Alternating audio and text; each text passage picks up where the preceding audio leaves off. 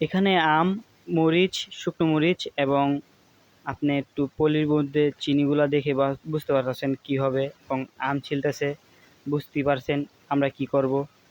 তো প্রচণ্ড গরম, ভাল লাগতেছে না। তো বন্ধুরা সবাই মিলে বললাম চলো আমের ভর্তা খাই। তো আমরা বাজার থেকে আম কিনে নিয়ে আসি। এখানে ঢাকা শহরে আপনারা জানেনই আম গাছ বেশি একটা দেখা যায় না। আর দেখা গেল ওই দেশ গ্রামে যে পারলে মনে করেন কিছু একটা বলে না, এখান থেকে পারলে মনে করেন অনেক কিছু শুনতে হবে, তাই আমরা আম কিনে নিয়ে আসি। এখানে আধা কেজি আম ছিল, আমরা আধা কেজি নিয়ে আসি। আমি এখানে আমার 4 জন আছি। এই যে কালো গেঞ্জি যে আম কেচতেছে ওর নাম হচ্ছে আবদুল্লাহ, আর যে আম ছিলতেছে চাকু দিয়ে ওর নাম হচ্ছে ফারুক।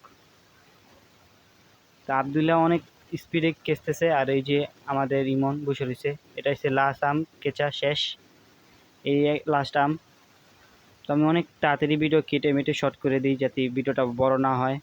আর এদিকে আবদুল্লাহ মরিচগুলো ছোট ছোট করে টুকরো করতেছে যেন আমের সাথে মাখিয়ে মজা পাই বা ঝাল ঝাল লাগে। পুরো মুছতে দেওয়া যাবে না, অনেক ভাঙে নিতেছে মরিচগুলো।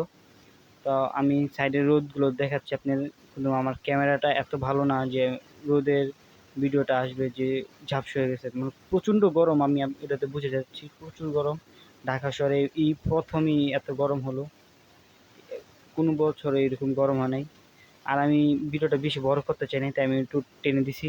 তা আবদুল্লাহ অনেক মরিচগুলো যখন সব শেষ করে তারপরে মরিচগুলো অল্প কদ্দুর দিলে ভালো, তো সব মরিচ দিয়ে দিছে, তারপরে আবার চিনি দিল।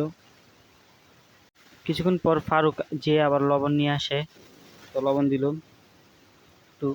এই মনে চুপচাপ বসিয়ে রয়েছে, কিছু বলে না। তো ফারুক আর ওরা আবদুল্লাহ মিলে সব কাজ করে, এবং আমি ক্যামেরাটা ধরি আর কিছু করিনি। তো ওরা দুজনই সব কিছু করছে, আমি আর ইমন বসেছিলাম। তো আবদুল্লাহ মাখার পরে ফারুক বললো মজা হয় নাই, মানে মজা হয়েছে বাট চিনি হয় নাই। তো বাটিতে যত লবণ ছিল আবদুল্লাহ সে সব লবণ নিয়ে নিছে, আর চিনি একটু বেশি করে দিয়ে দিল।